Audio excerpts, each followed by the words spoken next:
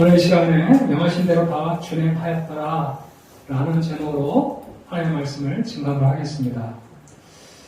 세상을 우리가 살아가면서요, 오늘날은 특히 더 그런 것 같아요. 하나님의 말씀을 준행하며 살아가는 것이 참 쉽지 않다라는 생각이 듭니다. 코로나19가 기승을 부리고 있는 이때 말이에요, 자영업자가 참 주일날 하루 쉬는 것이 쉽지 않아요. 그죠? 예, 주일날 하루 문을 닫고 이렇게 예배 드리는 게 쉽지 않다는 거. 왜냐면 너무 장사가 안 되니까. 우리 다니엘서에 보면 다니엘 3장에 이 세 친구가 나오죠. 사드락과 메삭과 아벳느고, 이 세 친구가 나오는데요.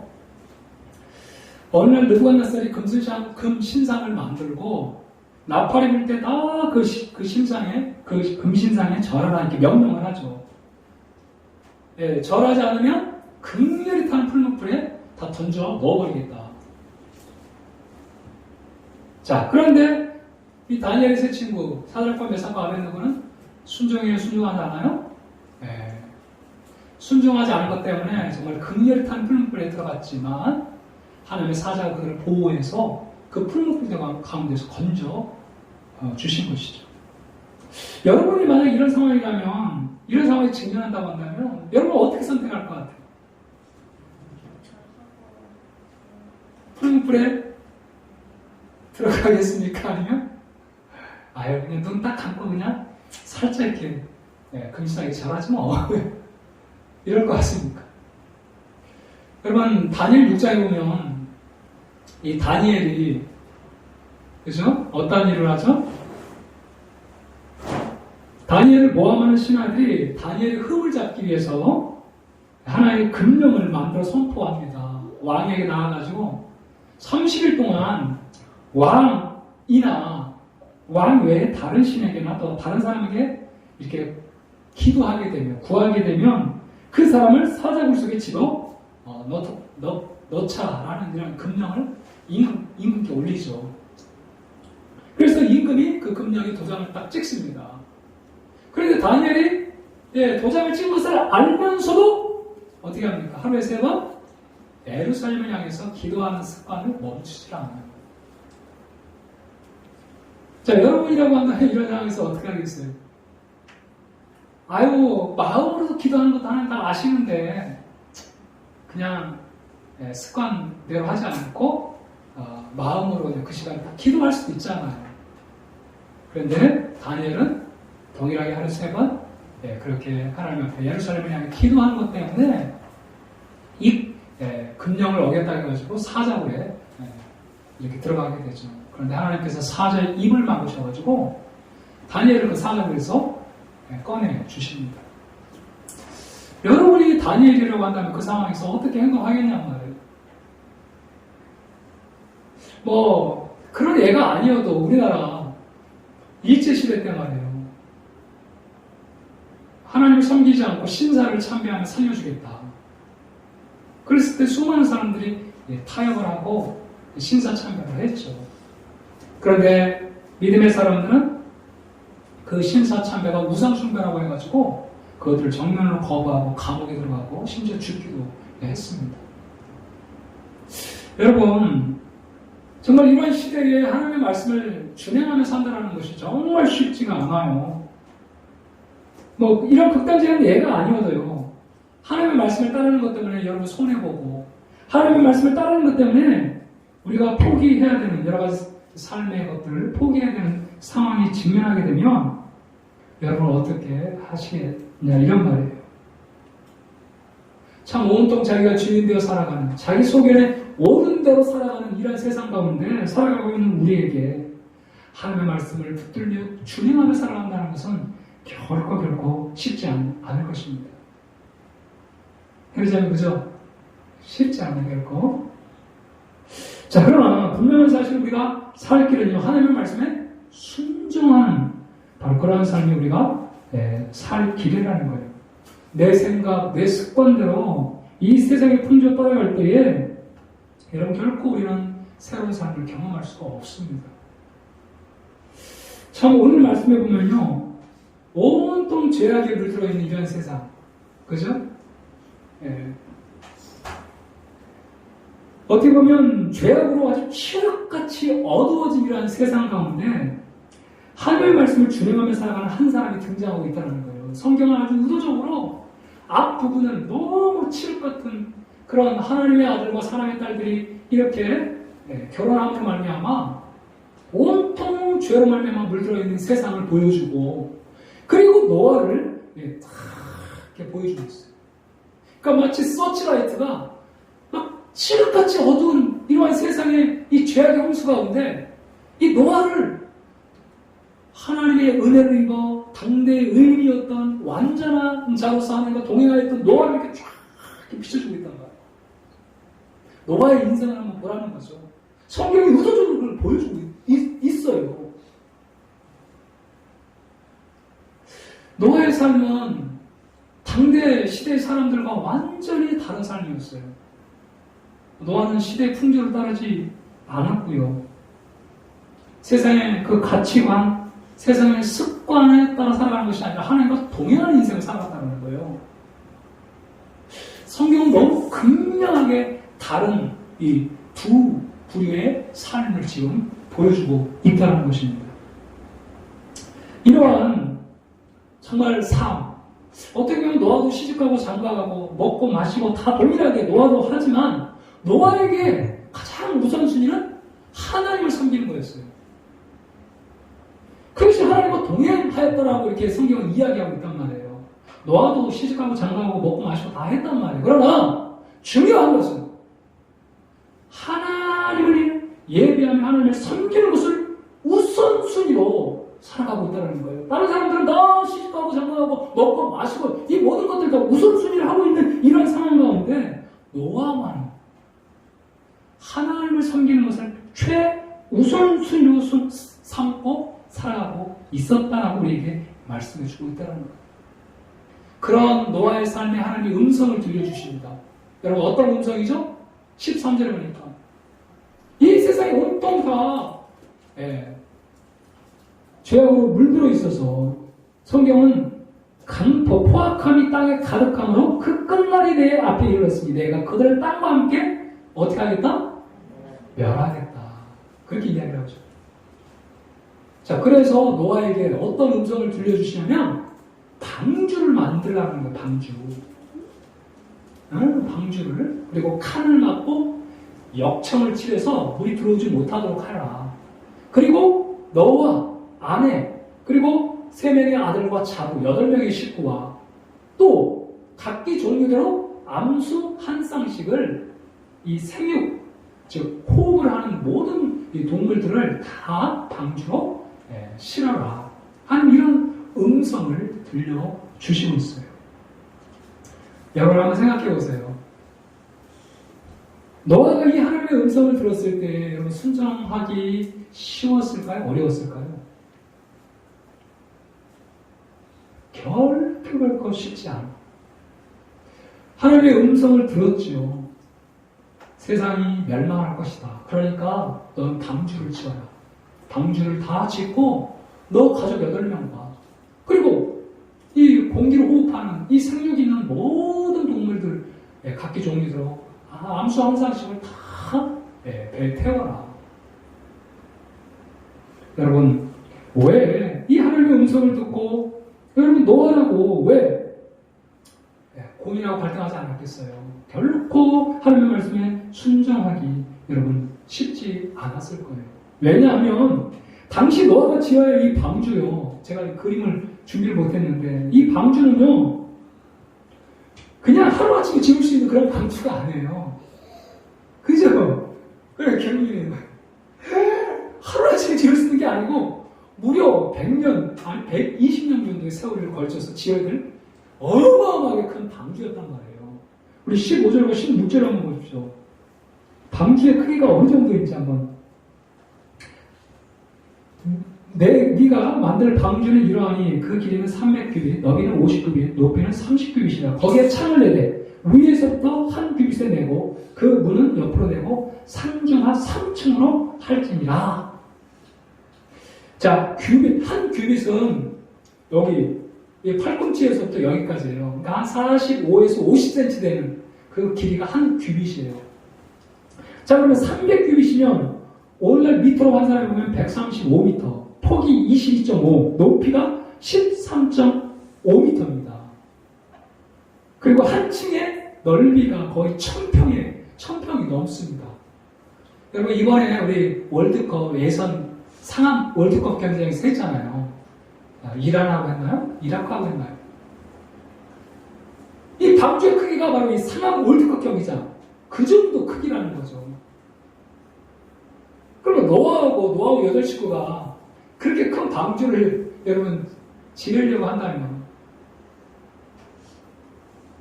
성경은 그 기간을 100년에서 120년으로 이렇게 이야기를 해주고 있습니다. 한번 생각해 보십시오. 하루도 아니고요. 일주일도 아니고 1년도 아니고요. 100년이 넘는 기간 동안 방주를 지어야 한다는 거예요. 여러분, 말이 100년이지 기한이 정해지지 않은 이 시간 동안 언제까지 순종해야 할지 알 수 없는 이런 상황 가운데서 무작정 방주를 짓는 것 정말 상상하기 힘든 일이죠. 그런데 묵묵하게 노아는 그 방주를 짓고 있다는 거예요. 여러분, 그뿐만 아니라 이렇게 큰 배를 만들면서 사람들이 또 얼마나 조용했겠습니까? 노아가 방주만 짓는 것이 아니죠. 하나님의 심판이 임한다. 너희들 회개하고 하나님 앞에 돌아와야 된다. 그리고 이 배를 타야 된다. 그런데 여러분, 50년이 지나도 60년이 지나도 70년이 지나도 하나님의 심판의 기운은, 홍수의 기운은 보이지가 않아요. 사람들이 그때 노아를 어떻게 했겠어요? 저 미친 사람, 그죠? 손가락질 했겠죠. 저 미친 사람 맨날 이야기하면 하나님의 심판이 임한다 이야기를 하지만 하나님의 심판이 언제 임하냐. 그러면서 노아를 조롱하고 미쳤다고 하면서 그렇게 인격적 모독을 서슴없이 행했을 거예요. 오늘날요, 정말 사람들이 댓글 몇 개 달고 막 이러면 견디질 못해서 자살을 하는 이런 시대 아닙니까? 그런데 여러분, 노아는 120년 동안 얼마나 사람들의 조롱과 또 미쳤다고 하는 그러한 모함과 이런 소리를 얼마나 많이 들었겠냐 이런 말이에요. 하나님을 믿으려면 마찬가지로 젠틀하게 믿어야지. 노아, 너 미쳤어. 이제 그런 사람 좀 포기하고 방주 짓는 거 포기해. 그러면서 어떤 사람은 폭력을 또 가했을지도 모르겠어요. 그러한 조롱과 핍박이 있음에도 노아는 여전히 순종하며 방주를 짓고 있다는 거예요.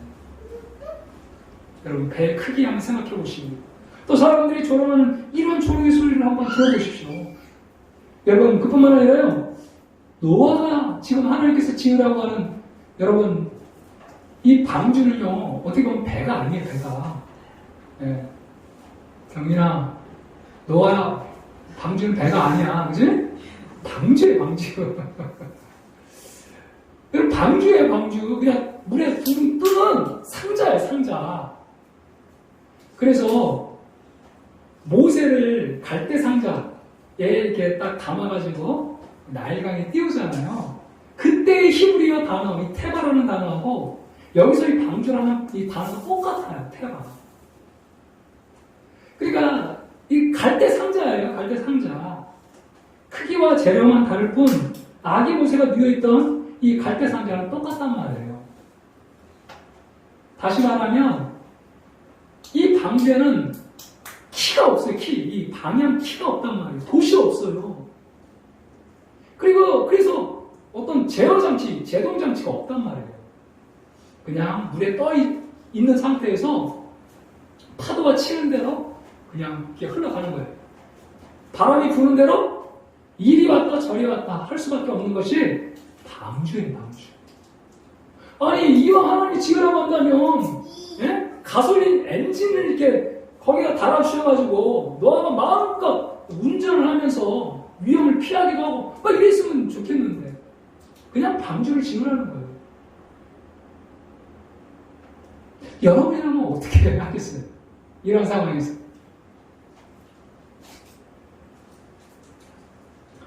그뿐만 아니라요, 키와 닻이 없을 뿐만 아니라 이제 더 난관이 있는 게 뭐냐면, 뭐 방주를 다 지었다고 한번 생각해 보시죠. 방주를 다 지었어요?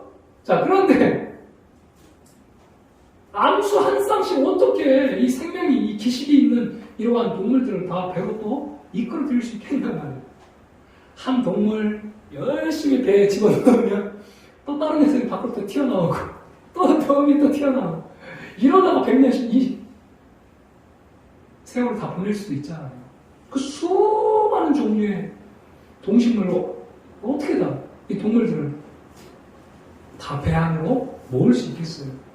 그래도 오늘 말씀해 보니까 어떻게 말하고 있습니까? 7장 15절에 보니까 모든 생명의 기운이 있는 육체가 둘씩 노아에게 나와 방주로 들어갔으니 하나님께서 그들의 마음을 감동시키셔서 방주로 다 들어가게 한 것 같아요. 하여간 참 이런 방주를 보면요, 하나님께서 방주를 지으라고 했을 때 정말 아멘 하고 순종하는 것이 쉽지 않았을 거예요. 그럼에도 불구하고 여러분 6장 22절 오늘 끝에 있는 말씀 한번 같이 읽어봅시다. 노아가 어떻게 했는지 시작. 노아가 그와 같이 하여 하나님이 자기에게 명하신 대로 다 준행하였다. 참 놀랍지 않아요? 여러분 한번 고민해 봐야 돼요. 저도 고민했어요. 어떻게 노아가 정말 자기가 한 번도 겪어보지 못한 이런 방주를 지으라고 했을 때 노아가 순종함으로 다 준행했다 이렇게 말하고 있는지, 제가 창세기 6장 8절을 읽으면서 그것을 그 단서를 발견했어요. 우리 6장 8절 같이 한번 또 읽어봅시다. 시작. 그러나 노아는 여호와께 은혜를 입었다. 죄악이 세상에 가득하고 자기의 속임대로 옳은 데다 행하는 이런 사람들 가운데 그러나 노아는 하나님께 은혜를 입었다는 거예요. 그러나 노아는. 할렐루야. 여러분 오늘 이 말씀을 한번 보십시오. 창세기 6장 8절에 보니까 이 킹제임스 버전에 But Noah found grace in the eyes of the Lord 이렇게 기록을 하고 있습니다. 우리나라 말로 다시 한번 번역해보면 그러나 노아는 여호와의 눈 안에서 은혜를 발견했다는 거예요. 할렐루야. 그러나 노아는 여호와의 눈 안에서 은혜를 발견했다는 거예요. 이것이 노아가 정말 그토록 세상과 다르게 살아가면서 하나님의 말씀을 준행하며 살아갈 수 있는 비결이 아니었을까 저는 이렇게 생각을 하는 겁니다. 여러분 이 말의 뜻이 무엇일까요? 이 말의 뜻이 정말 무엇일까요? 노아는 자신이 얼마나 큰 죄인인지를 알았다는 거예요. 본질상 진노의 자녀로서 하나님의 심판받아 마땅한 죄인임을 깨달았어요. 그런데 노아는 여호와의 눈 안에서 살 길을 발견한 거예요. 이것이 바로 여호와의 눈 안에서 발견한 은혜였다는 거예요. 은혜. 나 같은 죄인 반드시 하나님의 심판으로 멸망할 수밖에 없는데 이렇게 죄악에 관여하고 온통 죄로 말미암아 세상이 어두움으로 변하는 이러한 세상 가운데 반드시 하나님의 심판이 임할 테인데 그런데 여호와의 눈 안에서 살 길을 발견하게 되었다는 것입니다. 이것이 바로 노아가 하나님의 눈 안에서 발견한 은혜라고 할 수 있습니다. 모든 사람들을 살려내시고자 하는 그 하나님의 마음, 하나님의 그 마음을 발견한 거예요. 이것이 바로 노아가 입은 하나님의 은혜라고 할 수 있습니다. 여러분, 어떻게 보면 노아는 쉽게 이야기하면 요한복음 3장 16절 말씀을 들어서 깨닫게 된 거예요. 하나님이 세상을 이처럼 사랑하셨으니 독생자를 주셨으니 그를 믿는 자마다 멸망치 않고 영생을 얻게 하려 하십니다. 죄인을 향한 임하신 하나님의 사랑, 죄인을 구원코다 하는 하나님의 이 마음, 그 열망을 노아는 비로소 여호와의 눈에서 그것을 발견했다는 거예요. 그때부터 노아의 삶은 달라지기 시작했습니다. 하나님의 눈에서 은혜를 발견한 노아는 더 이상 이 세상 사람과 똑같이 살아갈 수 없었던 것이죠. 그렇기에 그는 은혜의 삶을 걸어갈 수 있었고요. 하나님과 동행하는 완전한 자로 하나님 앞에서 살아갈 수 있었다라는 거예요. 여호와 하나님 안에서 은혜를 발견했기 때문에 그렇습니다. 하나님 안에서 살 길을 발견했기 때문인 줄로 믿습니다. 사랑하시는 하나님의 그 사랑을 발견했기 때문인 줄로 믿습니다. 여러분, 우리가 언제 하나님의 말씀을 붙들며 그 말씀을 준행하며 여러분 살아갈 수 있겠어요? 하나님 안에서 이 은혜를 경험했을 때, 나 같은 죄인의 사랑한 그 하나님의 사랑을 발견했을 때, 하나님의 말씀 붙들고 살고 싶은 열망이 생기는 줄로 믿습니다. 여러분, 사도 바울이 예수 믿기 전 어떤 사람이었어요? 예수 믿는 자를 핍박하고 심지어는 잡아 죽이는 이런 일에 앞장섰던 사람이 사도 바울 아닙니까? 다메섹으로 가던 길에 그때도 동일하게 하나님을 믿는 사람들을 체포하고 잡아 죽이기 위해서 다메섹으로 가는데 갑자기 저거에 다메섹 도상에서 엄청난 빛이 그를 비추는 거예요. 거기서 그가 꼬꾸라지고 예수 그리스도의 음성을 듣습니다. 부활하신 예수님께서 사울아 어찌 네가 나를 핍박하느냐? 주여 누구십니까? 네가 핍박하는 예수라. 거기에서 예수님을 만나는 거예요. 나는 예수 믿는 자를 잡아 죽이기 위해서 갔는데 예수님은 그를 찾아와 주신 것입니다. 죄인 중에 괴수로서 마땅히 하나님의 번개를 맞아가지고 그 자리에서 즉사해도 합당한 그러한 그 죄인 중에 괴수인 죄인은 그 자기를 찾아와 주신 예수.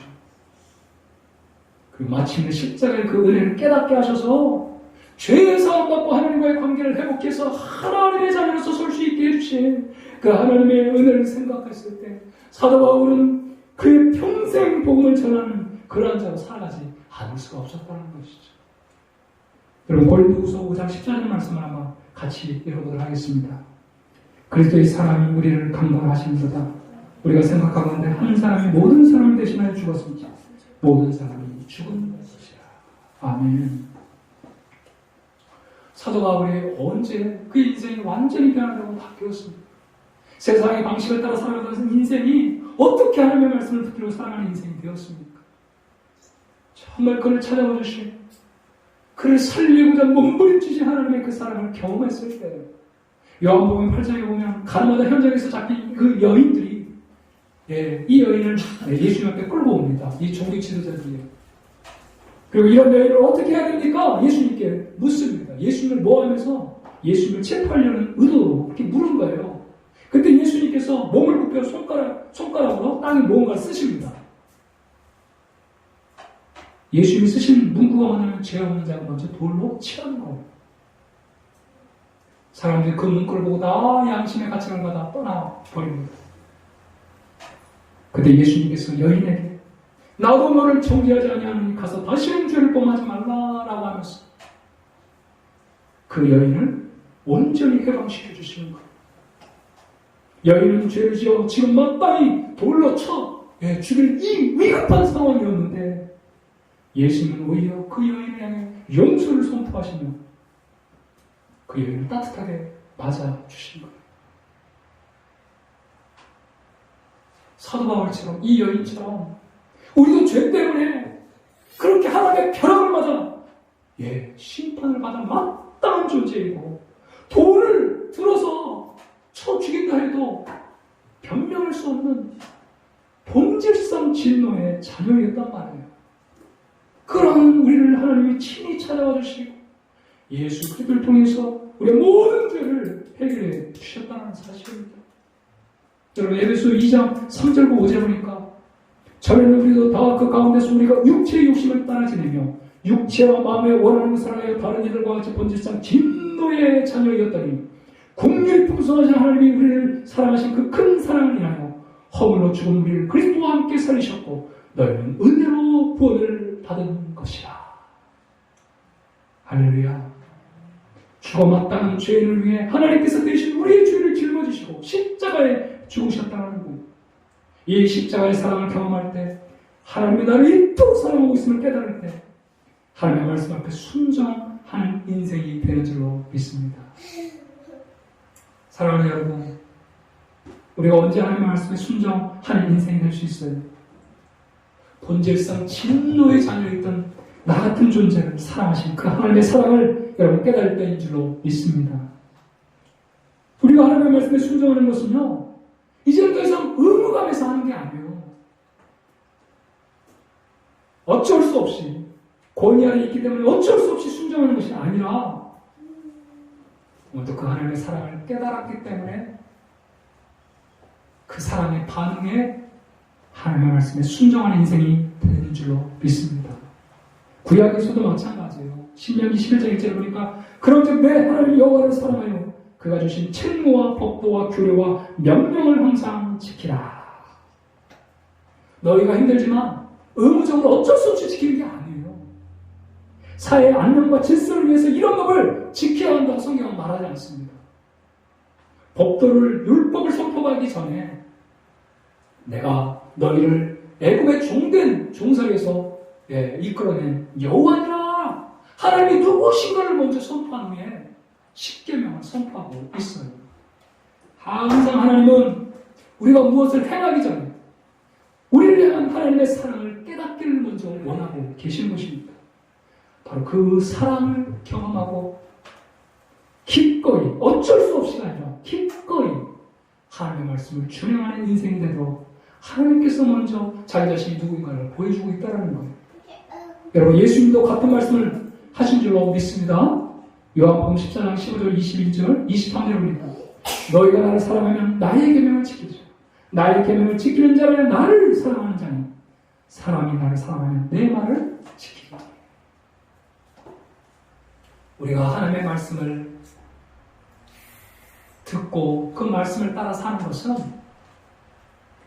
어쩔 수 없이 의무감에서 그렇게 하나님의 말씀을 지키고 순종하는 것이 아니고 그 하나님의 사랑을 맛보았기 때문에 그 하나님의 사랑이 먼저 있었기 때문에 그 사랑에 여러분 감동했어요. 우리가 하나님을 사랑하며 그 말씀을 따라가는 줄로 믿습니다. 여러분 그러나 너와는 여호와께 은혜를 입었더라. 이 하나의 말씀, 이 문구가 얼마나 노아의 인생을 바꾸고 변화시켰는지 그것처럼 여러분 그러나 한 성은 여호와께 은혜를 입었더라. 이것을 항상 우리가 기억해야 돼요. 사랑하는 여러분, 죄 때문에 죽어 마땅한 사형 집병을 받아 마땅한 나를 살리기에 그의 독생자 하나밖에 없는 예수님을 우리를 위해 내어주신 그 십자가의 그 사랑을 여러분이 깨달았다고 한다면 나를 향한 하나님의 사랑, 이 사랑이 나의 심령을 파고들 때 우리도 노아처럼 하나님의 말씀을 다 준행하였더라. 그러한 삶을 살게 되는 줄로 믿습니다. 사랑하는 여러분, 오늘 이 말씀 한 말씀이라도 우리가 마음에 담고 갔으면 좋겠어요. 그러나 노아는 여호와께 은혜를 입었더라. 내가 죄인임을 깨닫는 것 자체가 은혜예요. 하나님의 은혜예요. 그러한 죄인이 구원받을 수 있는 그 놀라운 소식, 그것이 노아가 입은 은혜예요. 여러분 예수 그리스도 안에서 정말 하나님께서 우리를 향한 그 하나님의 엄청난 이 사랑을 우리가 한 번이라도 경험하고 깨달았다고 한다면 우리는 이 세상을 따라가지 않을 것입니다. 지금까지 얻은 이 세상에서 우리 모든 하나님의 은혜 입은 자임을 여러분 항상 기억할 수 있기를 바랍니다. 그 은혜는 지금도 나를 따라옵니다. 그 인자하심과 그 하나님의 무궁하신 자비가 지금도 나를 따라오고 있어요. 이것을 우리가 기억하며 우리는 세상의 것으로 만족할 수 없어요. 여러분, 우리 모든 하나님의 은혜의 입은 자임을 날마다 깨닫는 축복이 있기를 축복합니다. 이제 이 주님의 사랑을 깨달았다면 주의 말씀에 순종하는 자가 될 수 있기를 축복합니다. 말씀에 순종함은 여러분 반드시 전도와 연결되어 있어요. 노아가 말씀에 순종해서 방주를 지을 때 그것은 경고였어요. 여러분 마찬가지로 우리가 하나님의 말씀을 따라가면 세상 사람들은 너희도 어떻게 그런 삶을 살아갈 수 있니? 질문하게 돼요. 난 하나님의 은혜 입은 자야. 내가 누구인지를 알고 그 구원의 길을 예수 그리스도 안에서 발견한 자야. 그러면서 예수님을 전해줄 수가 있는 것입니다. 그 결국은 말씀의 순종이 곧 전도예요. 바라옵기는 우리를 향한 하나님의 은혜를 깊이 인식하며 주의 말씀에 기쁨으로 순종하는 우리가 되기를 축복하고 우리의 삶을 보는 영혼들이 궁금하여 우리를 통해 예수님을 알게 되는 귀한 은혜가 있기를 주의 이름으로 축복합니다. 아멘. 우리 함께